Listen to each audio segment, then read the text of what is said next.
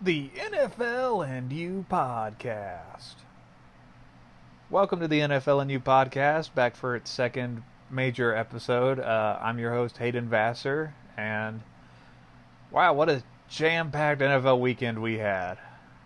Week one, I think, couldn't have gotten off to a better start. A lot of close games, a lot of interesting ones, and a lot of ugly, sloppy ones, so you got the best of both worlds. We're going to be breaking down every single week one game from this Sunday and Monday night. And then we're going to get into a preview of the Thursday night game between the Bucs and the Panthers. And during the preview piece, we'll also break down any news that's happened since the games ended and to this Tuesday morning, which is when we're recording, 11:30 Eastern on Tuesday morning. So without further ado, let's get into the picks. The recap piece. We're going to go in order of every game that we did during the last major show. So we're going to start with the early Eastern games, work into the late afternoon games, into the Sunday game, and then end with the Monday night games.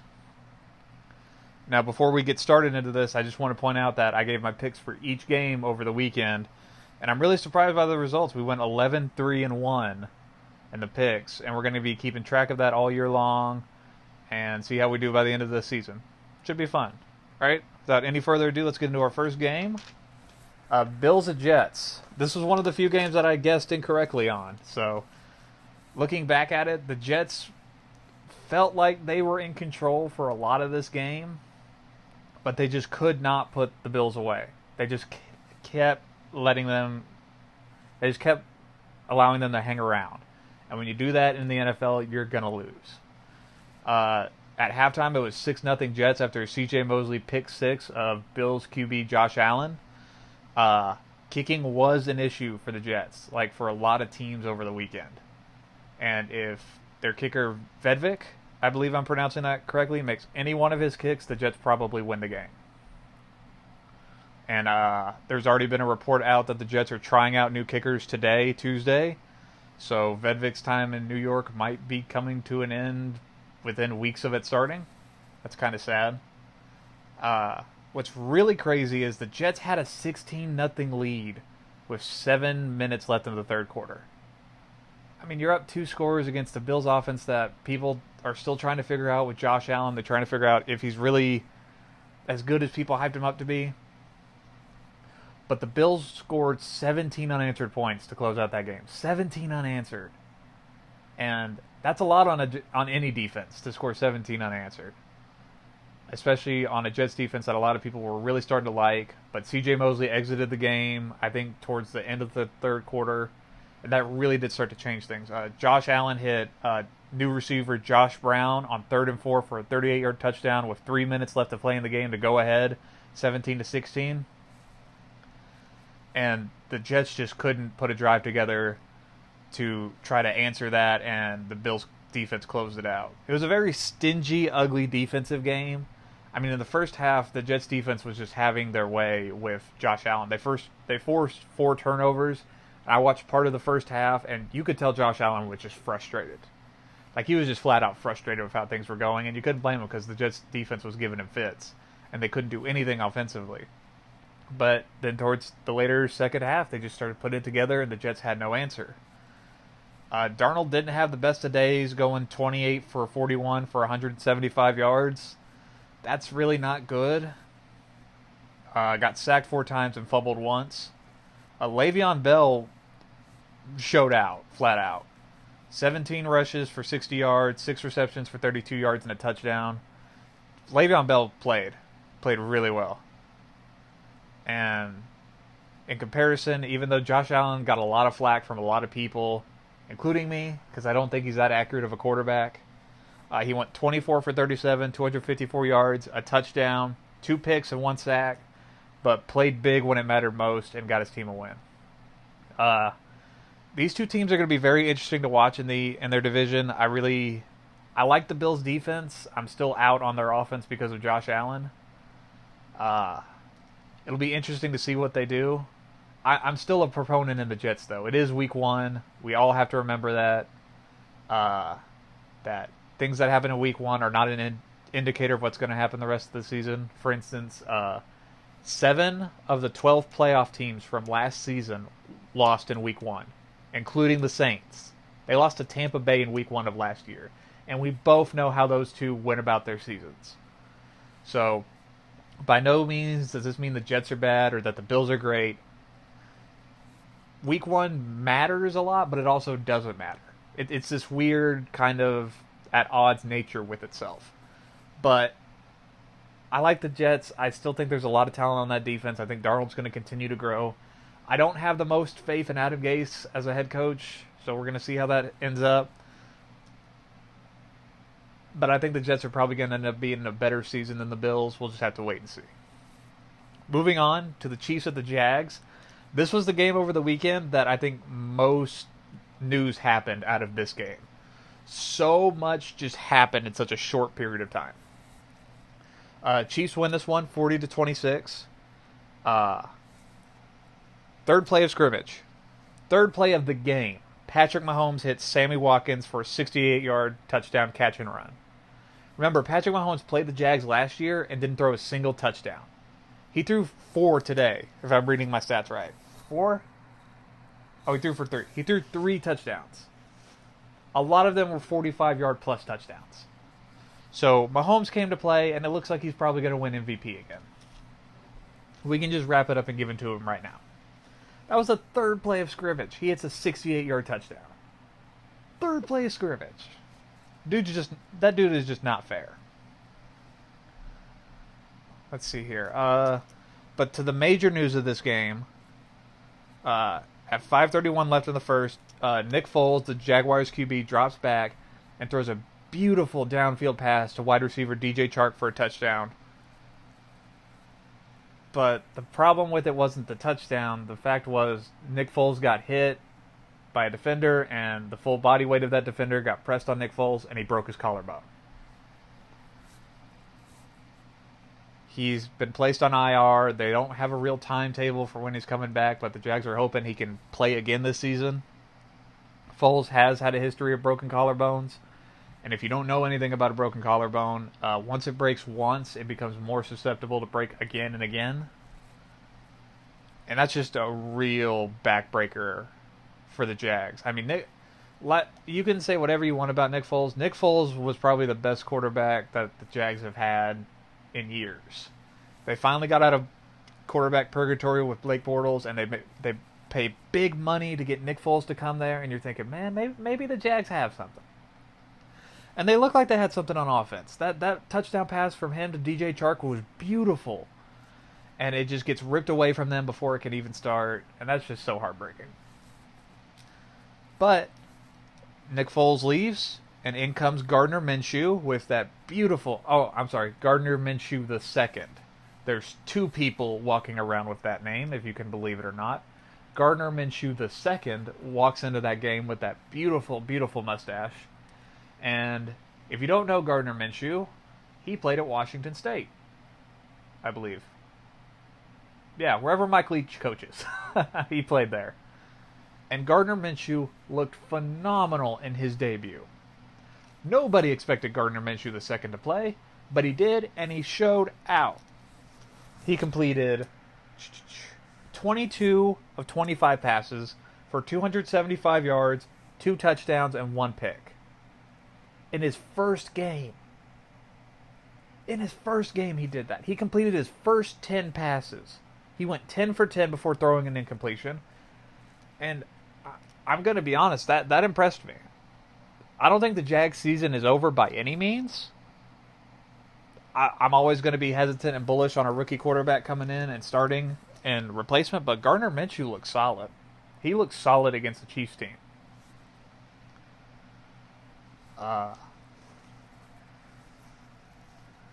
Let's see here. But the news didn't stop with Gardner Minshew coming in and Nick Foles being out for the season. Going into the second quarter at 8:57, Chiefs are driving, get into the red zone. Mahomes gets hit, fumbles, Chiefs recover, but Mahomes gets hurt. He suffers an ankle sprain and has to limp to the sideline. While that's going on, a scuffle breaks out in the end zone between Myles Jack and a couple Chiefs wide receivers. Myles Jack gets pushed, and then Myles Jack decides, I'm going to throw a punch. which he should never do. Scuffle breaks out, and it's going on for minutes. It's going on for longer than it should be. And this entire time, Mahomes is getting looked at, getting his ankle taped up, and then the refs come together and decide a couple penalties, offsetting, and Miles Jack is ejected. And Miles Jack is being escorted off the field, and I swear this man is trying to get back to the field to continue the confrontation. Don't know why, but he's going to, which is just making this whole thing last longer than it should. And that entire time allowed Mahomes to get his ankle taped and get back into the game. And he played the rest of the game. His teammates attributed that to just pure toughness on his part. That he played that game with an ankle sprain, and the Chiefs say he's going to be good to go for next week, and we're just going to have to keep an eye on him. That was scary. I did hold my breath for a minute, because the league would be worse without him playing in it. But that, once again, that was not the only piece of news to come out of this game.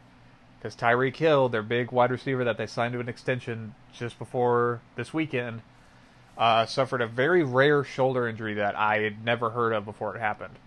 Now, Hill gets tackled out of bounds by Jalen Ramsey of the Jags, and Ramsey basically places his whole body weight on Hill's shoulder. It's like another collarbone injury, but it has a specific name. I'm going to try and pronounce it right here. You ready? Sternoclavicular joint injury.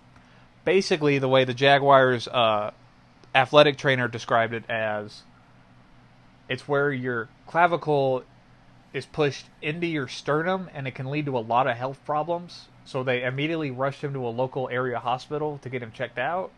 He's going to be okay, and if I remember correctly, he's already back in Kansas City recovering.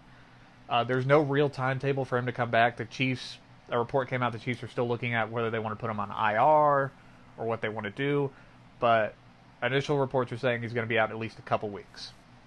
So no Hill, but they do have Sammy Watkins, who, I didn't mention this earlier, but had 9 receptions for 198 yards and 3 touchdowns. Looking a lot like the guy that the Bills traded up for a couple years ago to draft. The scary part about Sammy Watkins is, I don't want to say scary, the more sad part is, he'll have big games where, he'll catch 145 yards, a touchdown or 2, and then he'll go back to being a guy who catches like 2 passes for 30 yards.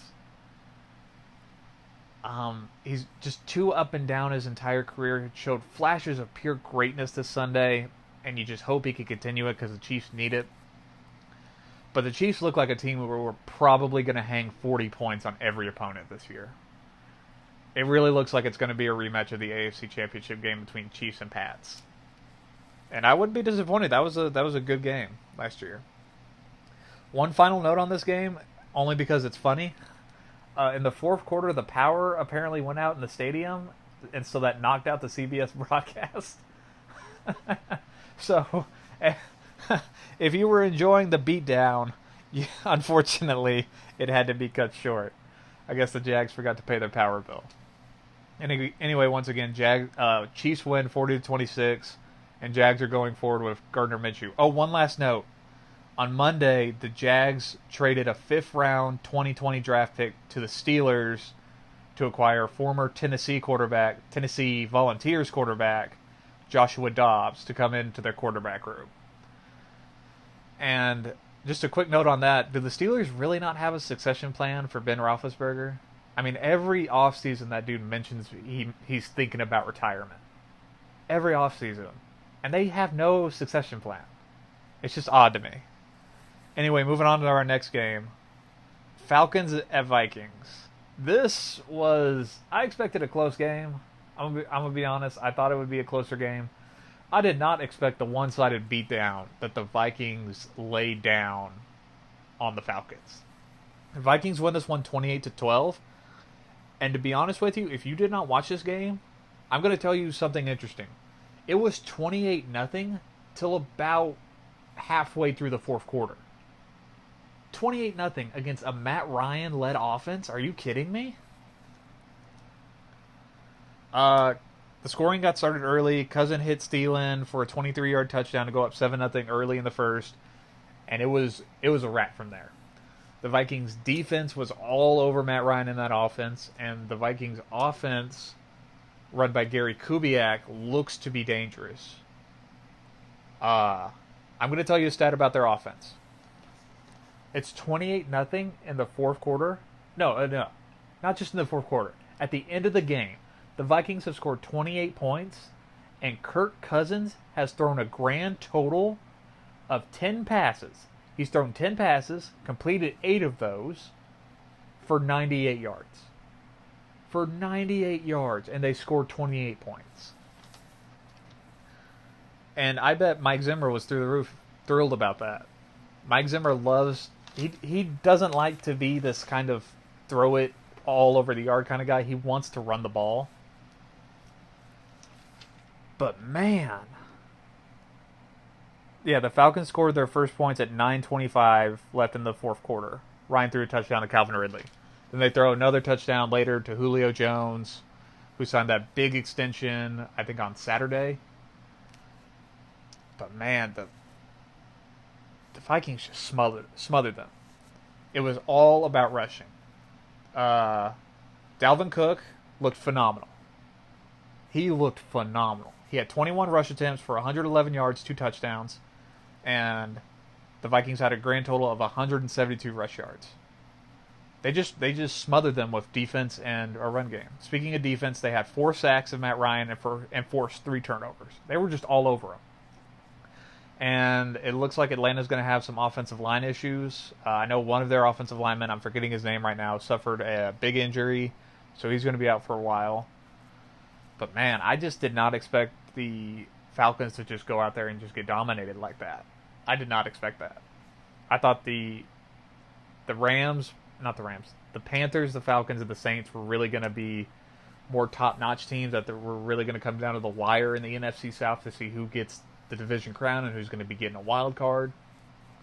Once again, it is week 1, so we're going to have to wait and see for a lot of this. But man, I was really surprised by the Falcons. Matt Ryan's stat line, he went 33 of 46 for 304 yards, 2 touchdowns, 2 picks, and once again 4 sacks. That's just, wow. I just can't believe he got shut down like that. That was stunning. All right, moving on. Next game, Rams and Panthers. This was an interesting game for a lot of reasons. You had the defending NFC champion Rams going on the road all the way to the East Coast to play Carolina. And there were a lot of things a lot of people didn't know. They didn't know how much Gurley was going to be used. They didn't know if Cam was really healthy. Well, I think we really got a sense for a lot of questions answered. Rams win this one 30-27, real back and forth momentum-wise. But the Rams took a lead early and never relinquished it. But the Panthers just kept with them. They kept with them the whole way and didn't give up.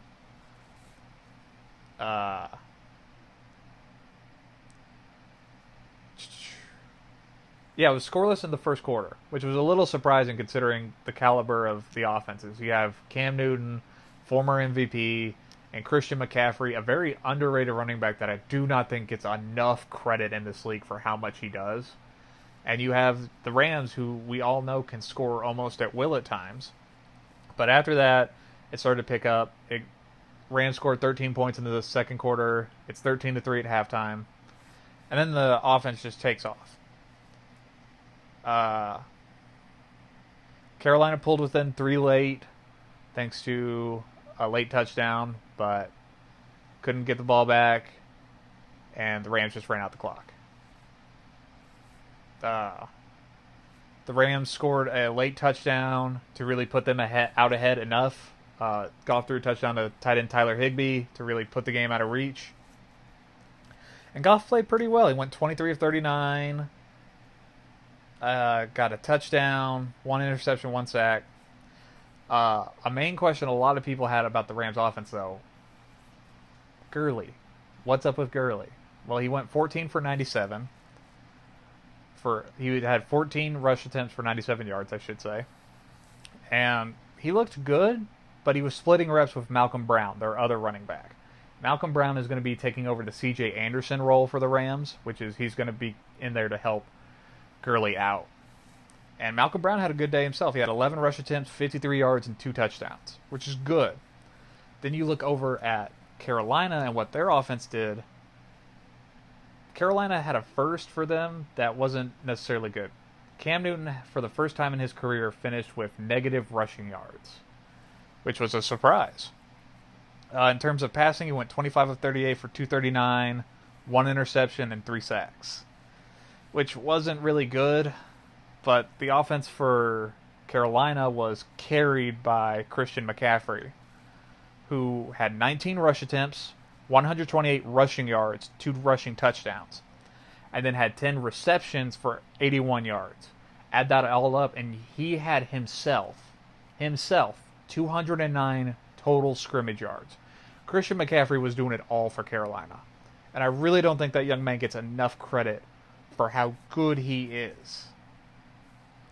We're going to talk about Carolina a bit more when we get to their Thursday night preview piece towards the end of the show.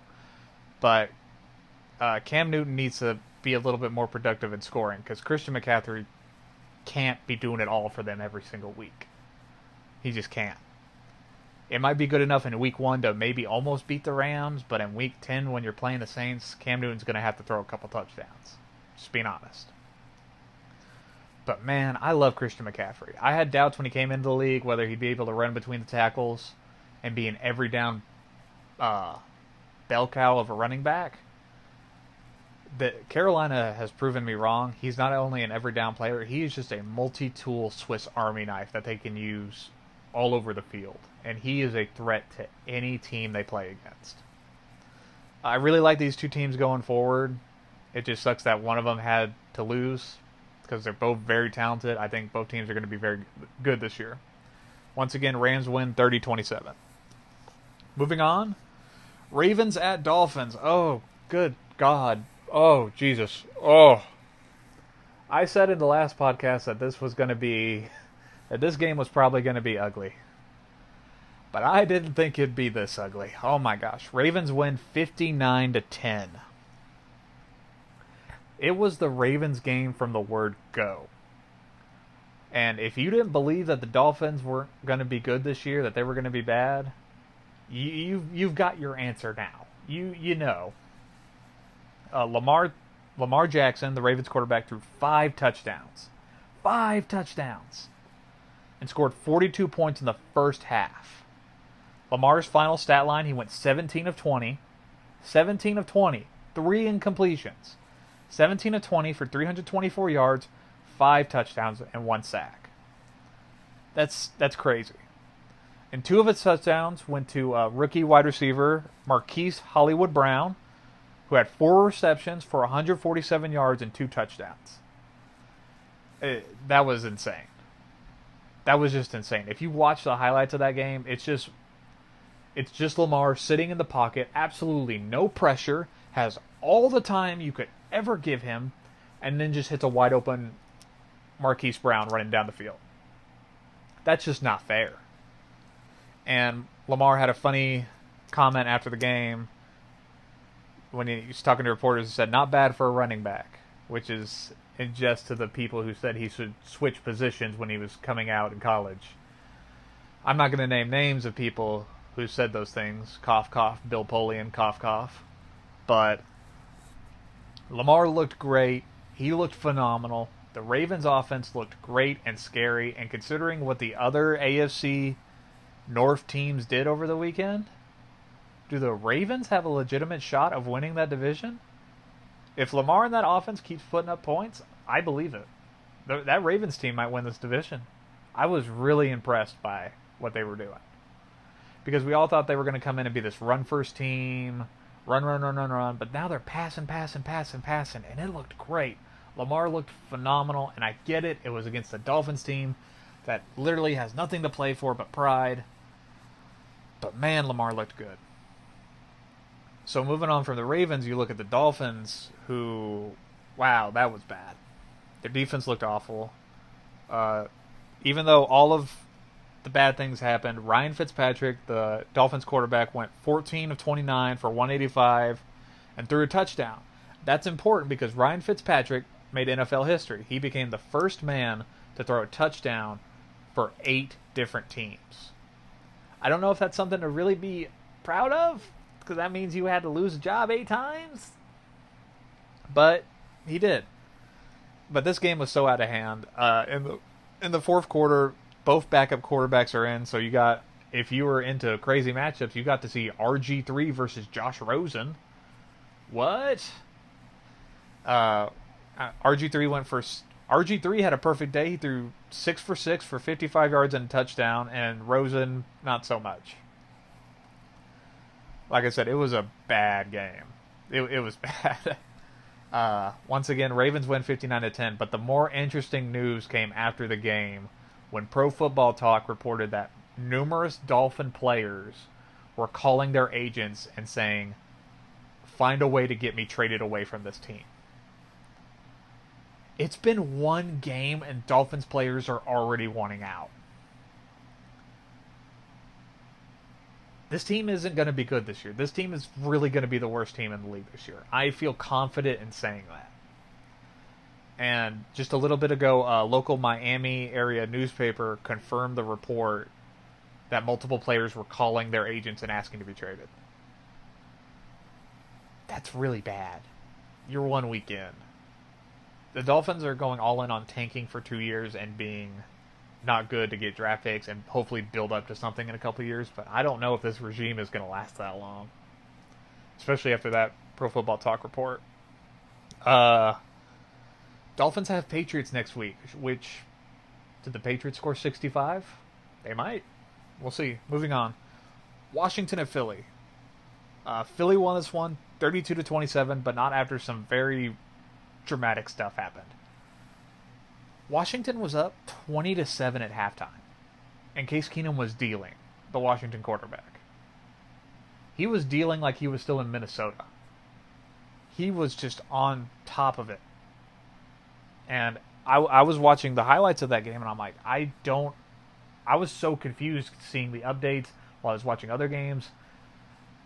How the heck is Washington doing this in Philadelphia, mind you, against a team that I think is going to win the NFC East and the Eagles? Washington just dominated in the first half, but it was all Philadelphia in the second half.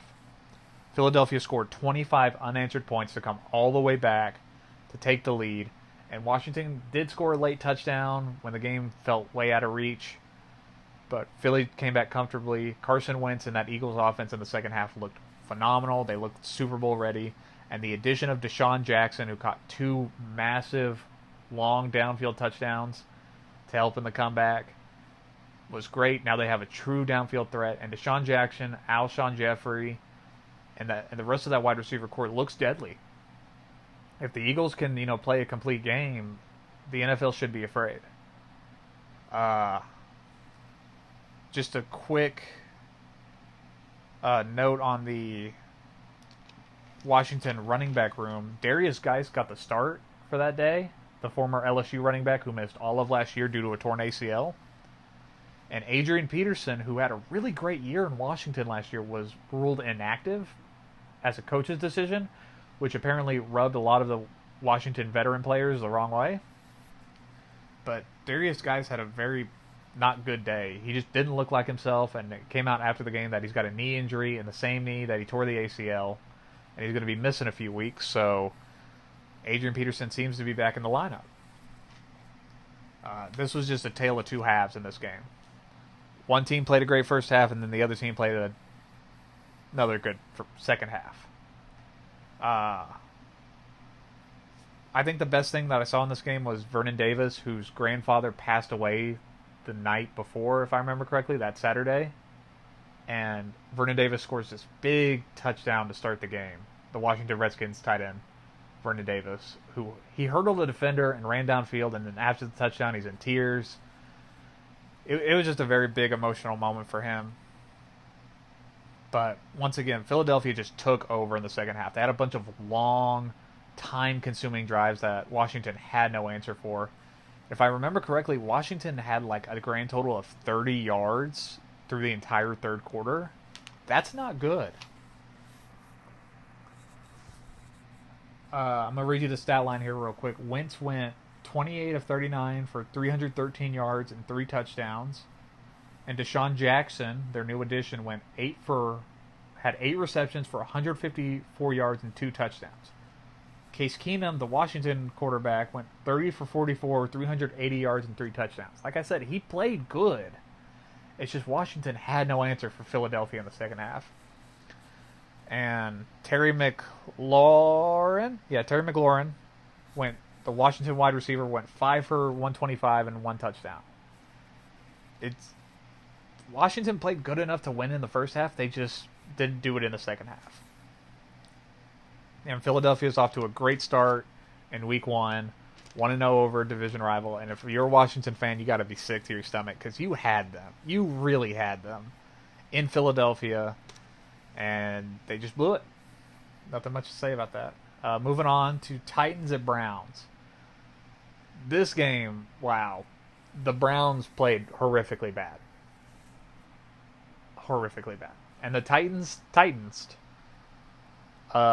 I remember I said last week that the Browns should win this game, and I think I said they'd win it comfortably. But as the game got closer to kicking off, I'm like, maybe the Titans are going to hang with them. Titans are going to hang with them in this one. But man, the Titans won this game 43-13. And that score isn't really indicative of the game as a whole because it was close for most of that game. But man, the Browns were just sloppy. All over the place. Their offensive line play was horrendous, and we knew the offensive line was going to be an issue for this team. But it got worse in the second quarter when left tackle Greg Robinson gets ejected from the game for kicking Titans safety Kenny Vaccaro in the helmet. Which, okay, great. Now we don't have a left tackle. Well, Kendall Lamb, his replacement, suffered a game-ending knee injury on the next drive.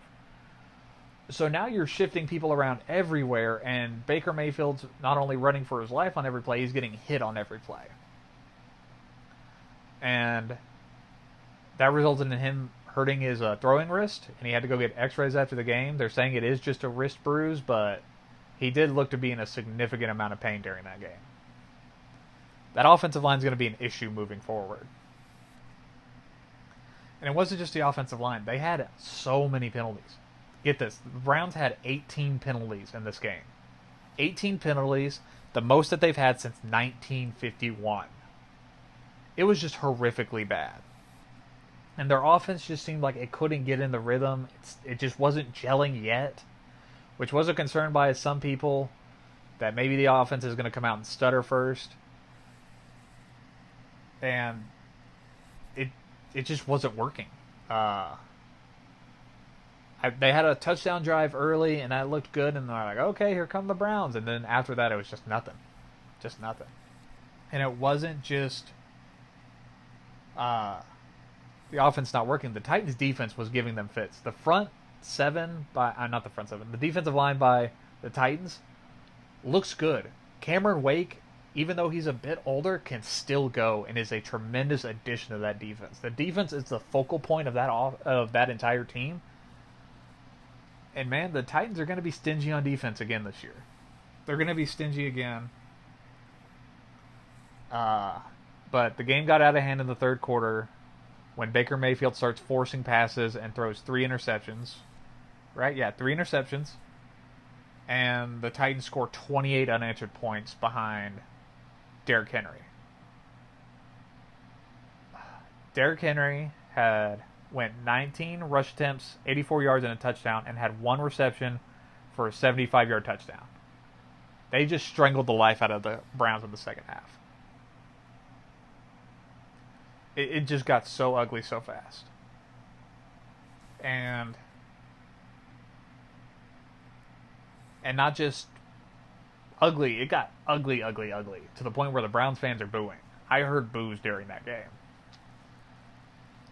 And believe it or not, their first-year head coach, Freddie Kitchens, if things go south, he could seriously lose his job. I mean, this team was talked up as a team that could seriously win the division and have a playoff run. And they have the talent to. They still do. They can still put it together. But a rough week 1 start. Very rough week 1 start. Baker Mayfield went 25 of 38 for 285 yards, a touchdown, and like I said, 3 interceptions. One of those interceptions was a pick 6, and he got sacked 5 times.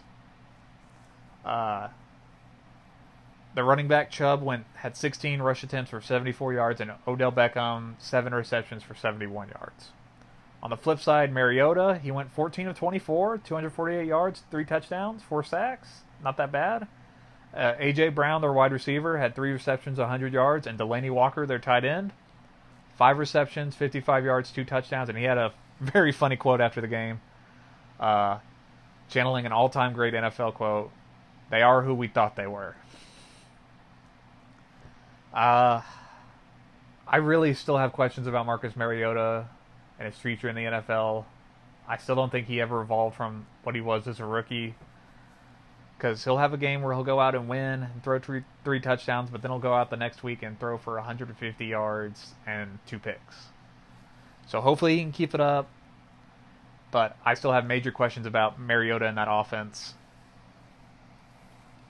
But that defense looks great. The Browns are going to be tested going forward. They have a couple primetime games in the next couple weeks, especially next Monday night against the Jets. Somebody has to win, and somebody's going to be 0-2, and the media will freak out.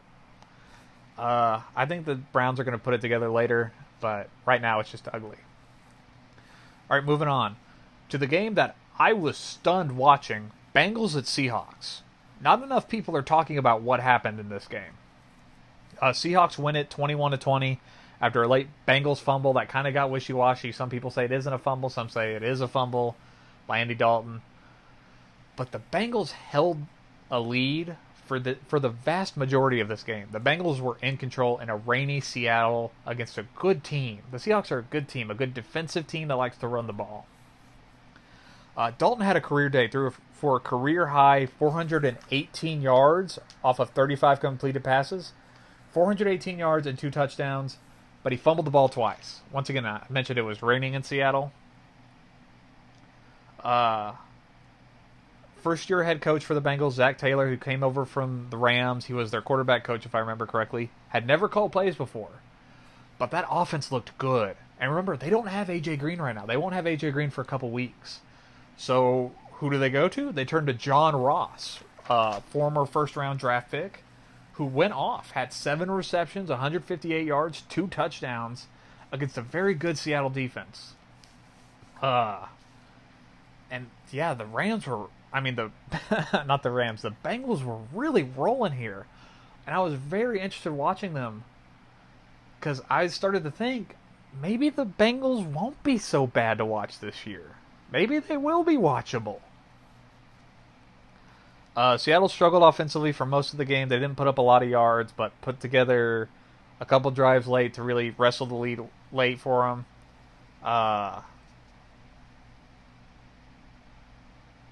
It was just incredible to watch. The Bengals just really hang in there. Going back to John Ross, I mentioned he had 158 yards in this game. Do you know how many total yards he had last season? 210. On the flip side of the Bengals, we had the Seahawks, Russell Wilson, who didn't have a very great day. He went 14 of 20 for 196 yards and 2 touchdowns, 4 sacks. That Bengals defense was getting after him. That Bengals defense looked ferocious against Seahawks offense. Chris Carson, the Seahawks bell cow, had 15 rushes, 46 yards, and a touchdown. But late touchdown by Wilson to Tyler Lockett wrestled the lead away, and it was just a wrap from there. And I'm very interested to see where the Bengals go from here, because I really thought they'd be a team that wins like 4 or 5 games this year and just be unwatchable. But Zach Taylor might be cooking with something. And when A.J. Green comes back and gets healthy, the Bengals might be watchable. It's just something to keep an eye on. But other than that, Seahawks win a very tough one against a very gritty and tough Bengals team week 1. And I don't normally believe in moral victories, but Bengals fans, you have something to look forward to. This team might be watchable. It may not be doom and gloom in Cincinnati. All right, moving on. Sorry. Indianapolis Colts at Los Angeles Chargers in their soccer stadium. This was a very good game. Chargers win this one 30-24 in overtime. Who needs Melvin Gordon? Austin Eckler, who was the backup running back for the Chargers, had 12 rush attempts for 58 yards and a touchdown, and 6 receptions for 96 yards and 2 touchdowns. There was the report, I think it was early Sunday morning, that Melvin Gordon plans to hold out for a couple more weeks. Chargers can win without Melvin Gordon, and that was something I said last week, and they proved it today, especially with Austin Eckler running. They had a grand total of 325 rushing yards in this game between both running backs. It was just a run fiasco, but most of that came from Colts running back Marlon Mack, who had 25 rush attempts, 174 yards, and a touchdown, and really kept the Colts in this one. The Colts believe in Jacoby Brissett, and that was evident. Frank Reich called the same offense that Andrew Luck would have run, and Jacoby kept them in it, even though they were down at half. It was 17-6 for the Chargers at halftime, but the Colts outscored them in the second half 18-7. They scored 18 points to the Chargers 7 in the second half, and that really kept them in it. That defense of the Colts clamped up, and late in the game, Chargers are driving in the fourth quarter. Phillip Rivers throws a pick to Malik Hooker, and I'm telling you, if you have not seen this interception, it is a thing of beauty. Malik Hooker snags this with one hand. That sets up the game-tying touchdown drive for the Colts. Jacoby drives them downfield, throws a touchdown to T.Y. Hilton, who scampers along the sideline for 10 yards, and then they score the 2-point conversion. And it goes to overtime.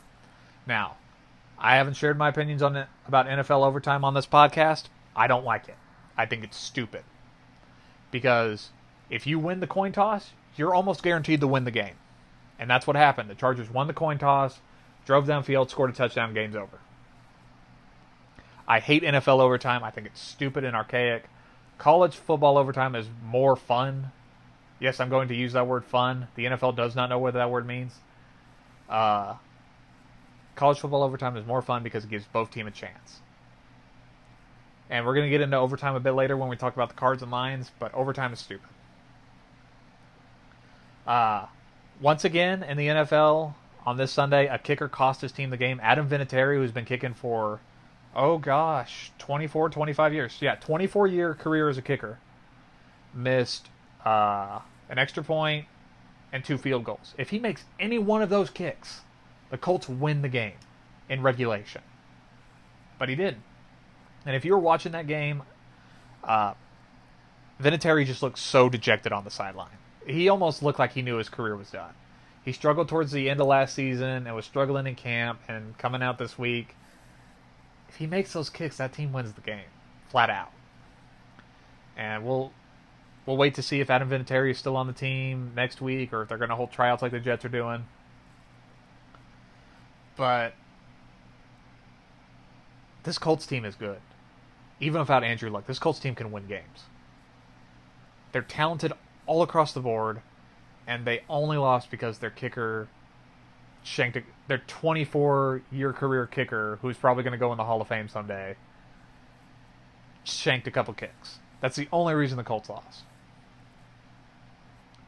The Chargers are going to be good, and I think the Colts are going to be better than people think. Final stat line, Jacoby went 21-27 for 190 yards, 2 touchdowns, and took 2 sacks. He wasn't great, but when they needed him, he stepped up in big moments. And you know what? That's all that you can really ask for. Phillip Rivers, on the other hand, went 25-34 for 333 yards, 3 touchdowns, 1 pick, and 4 sacks. These two teams are going to be good.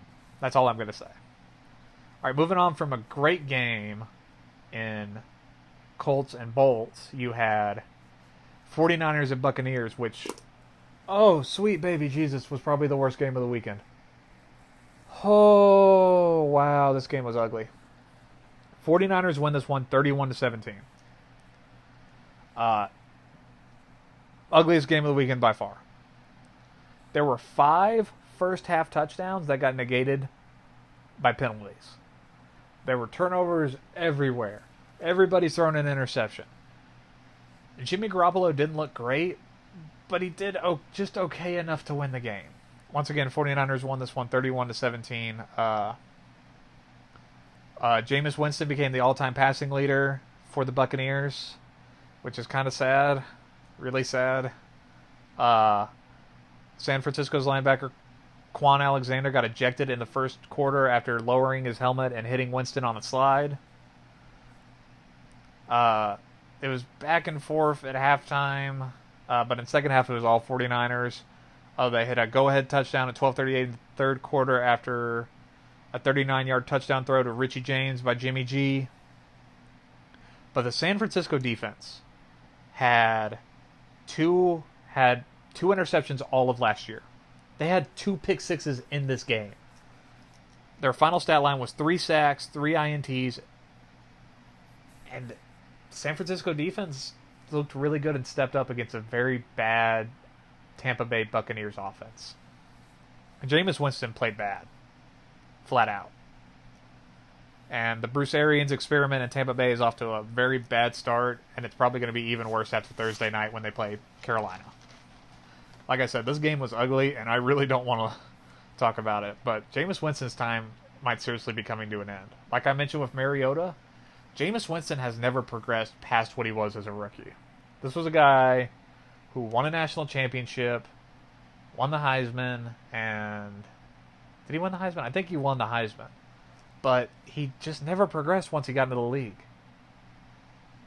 He'll win a crazy game, 20-17 against a team he's not supposed to win against, and then he'll go out the next week and throw 5 picks. 5 boneheaded picks. And it's just not good in Tampa Bay. And I think after this season, they're going to be looking for a new quarterback. I really don't want to talk about this game anymore because it was ugly. Very ugly. But 49ers win 31-17. Kyle Shanahan buys himself a little bit more time in San Francisco. Moving on to the Lions at Cardinals. Wow. This game got crazy late. Game ended in a tie at 27. And guess what I'm going to talk about in this segment? Overtime in the NFL is stupid because it has ties. Lions were up 24-6 in the fourth quarter. Any team in this league wins that game. Especially against a rookie quarterback and a rookie head coach. But Kyler Murray and that offense, to their credit, scored 18 unanswered points to tie the game.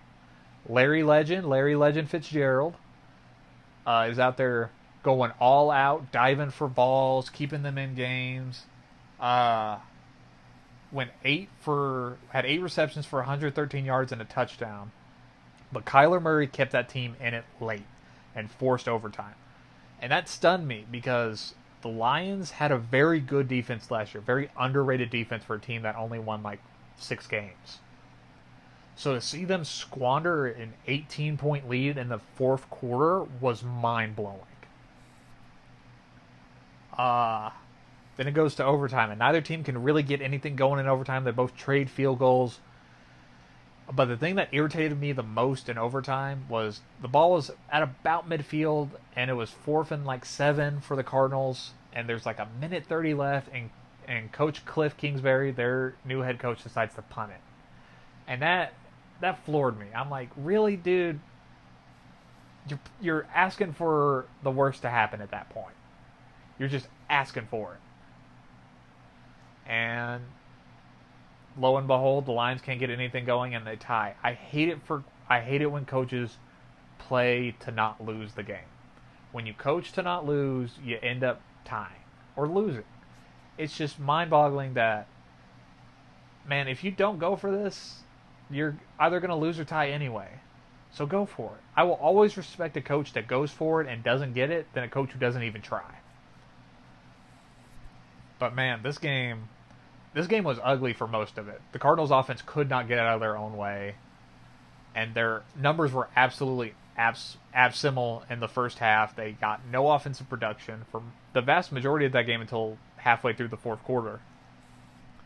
The Lions were just all over them. Stafford went 27-45 for 385, 3 touchdowns. And they have a tight end in Detroit. The last time they took a tight end in the first round, Eric Ebron, he didn't work out in Detroit, so a lot of fans were hesitant when they took T.J. Hawkinson from Iowa in the first round this year. But that man is a player. Oh my gosh, he's good. He had 6 receptions, 131 yards, and a touchdown. T.J. Hawkinson's a great player, and he will be for a long time. But for a team that was supposed to be defensive heavy and run first, for the inability to close out a game late, it's just mind-blowing, and I can't believe the Cardinals came back. But all credit to Kyler Murray and that coaching staff. They did the impossible, and nobody's ever really happy for a tie, but the Cardinals have to be happy. Your team's watchable. Your offense is watchable now. And that's the most a Cardinals fan could hope for, because they were just so unwatchable last year. It was so bad last year. I really want to see what he does next week. I want to watch Kyler Murray now. He's fun to watch. All right, moving on to the next game. Giants and Cowboys. Wow. I'm a Cowboys fan, so this game very much impressed me. Cowboys' new offense under first-year offensive coordinator Kellen Moore looks like it's finally in the 21st century. It doesn't look like it's stuck in 1942 anymore, where they just run 2 times and then throw a small little curl route and then punt the ball. They're throwing it downfield. They're moving guys in motion. They're running option plays. It's fantastic and it's beautiful. The Cowboys had 2 different receivers catch over 100 yards. Michael Gallup had 7 receptions for 158 yards, and Amari Cooper had 6 receptions for 106 yards and a touchdown. All without Ezekiel Elliott going off. Elliott only had 53 rushing yards. And Dak Prescott had a career day, 405 passing yards, 4 touchdowns off of 25 and 32 passing. Dak Prescott went off. And Kellen Moore was the best thing that could have ever happened to him. Because I had a lot of gripes about Dak Prescott. I didn't think he threw the ball downfield consistently enough his entire career. But with Kellen Moore in there and making new changes, maybe it was Scott Linehan this entire time that made this offense so bad. Maybe it was just Scott Linehan.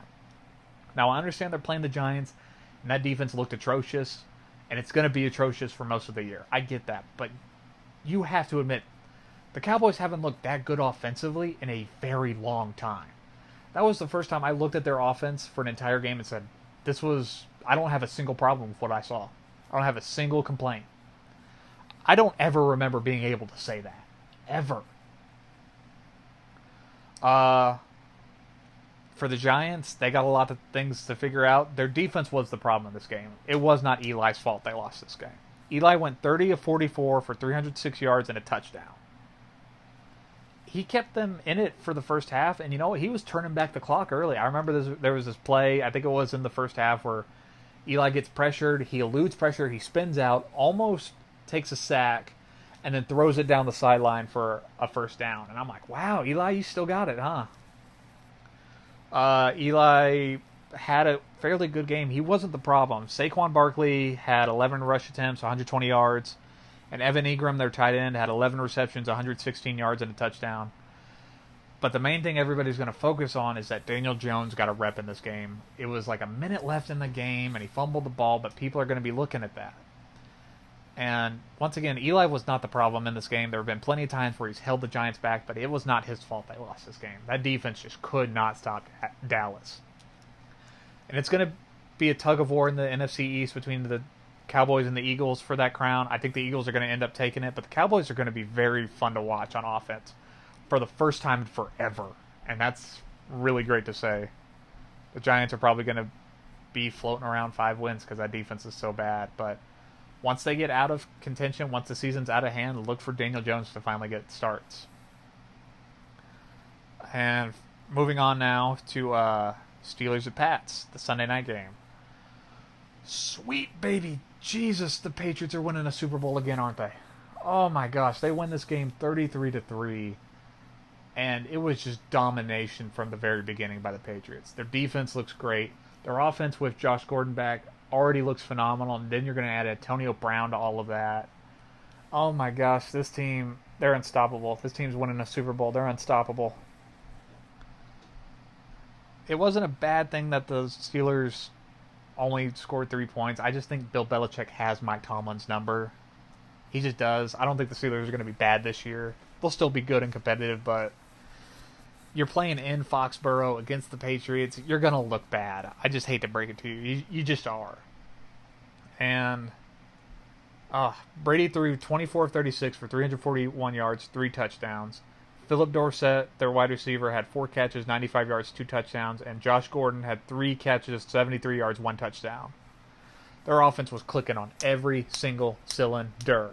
They're scary now, and just wait till they add Antonio Brown, who they got over the weekend on a cheap 1-year deal. Oh, man. The Steelers, the Patriots are winning the Super Bowl again. I just hate to be the spoiler here, but they just are. If Antonio Brown can work out and they can get him under control, they're winning the Super Bowl. And yeah, they probably committed tampering to get him. Probably. There was some shady stuff going on over the weekend, but he's there now, and they're probably winning the Super Bowl. And a quick side note, can everybody chill out on Antonio Brown? Like, I know it's a big deal of what's happening, but don't sit here and act like he's the worst human being ever. I've seen plenty of people, since he signed with them, act like he's just this awful human being. Like, he murdered 5 people and then kicked a puppy. Like, what he did was unprofessional, but it wasn't that bad. You have rapists in the league, you have domestic abusers, and you've had murderers in this league. But Antonio Brown is the hill everybody's willing to die on? Really? Do you remember a couple of years ago when a Dolphins offensive line coach filmed himself snorting cocaine right before a meeting? We're going to forget about that? But please tell me how Antonio Brown's just this awful human being. Where were you guys when Greg Hardy was going through his entire legal troubles of domestic abuse against his girlfriend? Where were you guys then? But Antonio Brown is just the worst thing ever. Everybody needs to chill. What he did was unprofessional, yes, but it wasn't horrifically evil like some people are making it out to be. They're just angry for whatever reason. Anyway, Patriots win this one again, 33-3. Patriots are winning the Super Bowl. I hate to spoil it to you. All right, moving on into the Monday night games. Texans at Saints was game of the weekend. I think we can all agree on that. Not just game of the weekend, an early game of the year contender. It was ugly in the beginning because the Texans weren't clicking on offense because they still can't protect Deshaun Watson. They gave up 6 sacks on the night, even though they got Laramie Tunsil. But it was 14-3 at halftime because the Saints they were still rusty. I think that's what it was. They were just still rusty. But in the second half, the Saints offense figured it out. They had a big play to Alvin Kamara to start off the third quarter, and Kamara went off in the second half. Had 13 rush attempts for 97 yards, 7 receptions for 72 yards. Was a multi-tool player, and it was all Saints for most of the second half. Saints outscored Houston 27-14 in the second half, and came back to win it 30-28. Deshaun Watson is incredible. He is fun to watch, and as long as he is on that team has a chance to win. I'm starting to think of him like I thought of Tony Romo when he played for the quarterback. When he played quarterback for the Cowboys. He doesn't have a lot of help around him, but he's going to give you a chance to win. Every single Sunday. He's going to give you a chance. And Deshaun Watson literally did everything right. I mean, yeah, he threw a pick. His final stat line, he went 20 of 30 for 268 yards, 3 touchdowns, and a pick. Once again, he took 6 sacks, but he gave them the chance. Late in the game, he throws a strike to Kenny Stills, of all people, the former Saint, to go ahead 28-27 with literally a minute left. I mean, in the final minute. It was within a minute. And Drew Brees takes over and just has this methodical, surgeon-like precision drive down the field, gets them into field goal range, and sets up Will Lutz for a career-long 58-yard field goal. Kicks it, wins the game. Saints win 30-28. It was the first time in Monday Night Football history that the lead in a game changed twice in the final minute. But man, like I said last week, I think the Saints are going to go to the Super Bowl. I've changed my prediction. It's no longer Saints winning. It's going to be Patriots winning now. But Saints are going to the Super Bowl in my opinion. And that was just a gutsy second half performance by them to just come all the way back and win it. But Deshaun Watson is incredible. His offensive line is horrific and will let him down constantly. And they're going to get him hurt. He was hurt last night. They kept saying there were back problems that he's having. But man, is he fantastic. And I really think Deshaun Watson's career might go the way Andrew Luck's did, where it's going to be drastically shortened because his organization just failed to protect him. But man, he's phenomenal. He is phenomenal to watch. Just to sit there and watch that duel in the final couple minutes of Watson and Breeze was fantastic, must-see television. And looking at Breeze's final stat line, he went 32 of 43 for 370 yards, 2 touchdowns, and they threw a pick. And Michael Thomas, their big-time wide receiver, caught 10 passes for 123 yards, countered by DeAndre Hopkins, who caught 8 passes for 111 yards and 2 touchdowns. Deshaun Watson and DeAndre Hopkins are lethal. It's just their offensive line is horrific and will cost them games. I don't know who wins the AFC South. I really think it's up for grabs by anybody. I think whoever gets to 8-8 first is going to win that division. Man, I love Watson. I just feel sorry that he's stuck on a team that won't protect him. Moving on to the final game on our list, Denver at Oakland, going from a high-profile matchup of 2 quarterbacks. You go to a slow, methodical, grind-out game where Oakland wins it. And a bit of an upset. Oakland wasn't supposed to be good this year, especially without Antonio Brown. But after everything that the Raiders went through the last couple weeks, this win has to feel good for them. You beat a division rival in prime time, 24-16, and Derek Carr looked phenomenal. Oh my gosh, Derek Carr looked great. It probably helped that the Broncos got no pressure, which is stunning considering the amount of talent they have on that defense. And Vic Fangio, their head coach, who is the defensive mastermind, they got no pressure. Derek Carr was not sacked once in this game. Derek Carr finished the game 22 of 26 for 259 yards and a touchdown. And Josh Jacobs, their rookie running back, who they picked up late in the first round, was phenomenal in his debut. He had 23 rushing yards for 805 yards and 2 touchdowns, and he had 1 reception for 28 yards. And one of their wide receivers, Tyrell Williams, caught 6 passes, 105 yards for a touchdown. I mean, the Raiders just had a lot of long, methodical drives that took up minutes off the clock so the Broncos didn't have them to use. But the Denver offense just looked ugly. It just didn't look right. They scored 1 touchdown the entire night. Everything else came from field goals. Joe Flacco didn't look too good. He didn't look great, but he also didn't look bad either. It was this weird mixture in between. He went 21 of 31 for 268 yards and a touchdown. Cortland Sutton, their wide receiver, went 7 catches for 120 yards, and Emmanuel Sanders caught 5 passes for 86 yards and a touchdown.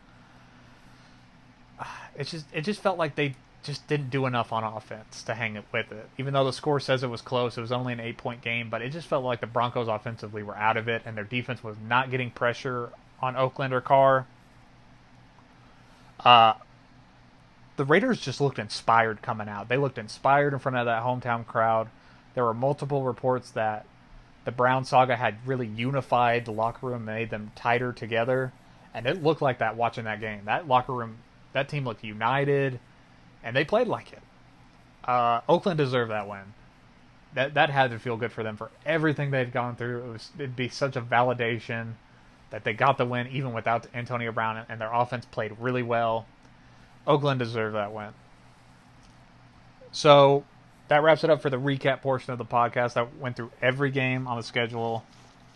Now we're going to flip back over to a preview piece for Thursday night.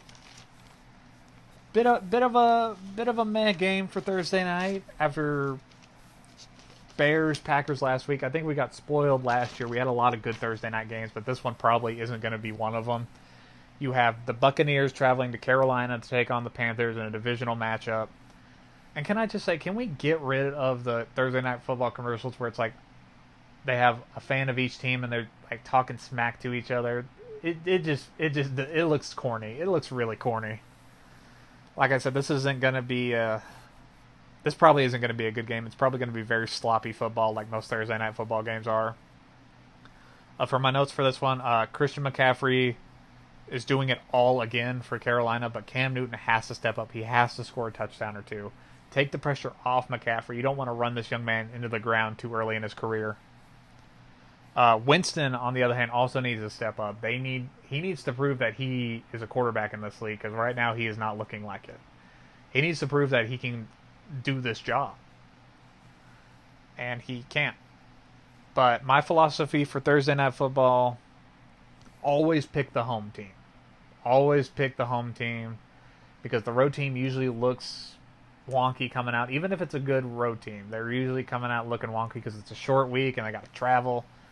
Always pick the home team, and since it's at home at Carolina, it just makes it so much easier. I'm picking the Panthers to win this one in a very ugly, sloppy football game. Probably have a lot of turnovers. I think Carolina wins this one probably by a touchdown or two. I just don't believe in Jameis Winston at all. I really think he's probably done with the Buccaneers after this year. Unless Bruce Arians can somehow pull a magic rabbit out of the hat again and turn this young man's career around. But other than that, once again, for Thursday Night Football, I'm going Panthers to win a sloppy game. And that really wraps up the NFLandU podcast for September 10th, Tuesday. Thank you for coming by. And I really hope we get another good NFL week. We got some good games on tap that we'll get into for Friday's podcast. Look for it to be dropped around either Friday morning or mid-Friday afternoon, somewhere around there, where we'll recap the Thursday night game and we'll preview every other Week 2 game. And remember, we get Rams-Saints, the rematch this weekend. Should be a fun one. Thank you for coming by. Remember to like, comment, and subscribe. I have social media details in the description box down below for my personal Twitter, the show's Twitter, and the Facebook page for the show. So give those a look. Once again, thank you for coming by, and see you guys on Friday. Bye.